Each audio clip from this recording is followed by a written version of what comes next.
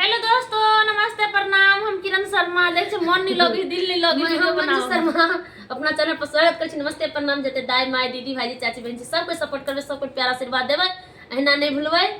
और हम दोनों देवरानी जेठानी जा रहल छी बहुत प्यारा से, बहुत दिलदार, मजेदार, धमाकेदार गीत, ननद गाड़ी गीत बनावे जा रहल छी। अहाँ सब जरूर, खास कर भाभी सब कोई जरूर सुनम। भाभी सब खुश हो जाब, ननद सब रुस तरह गीत सुनकर।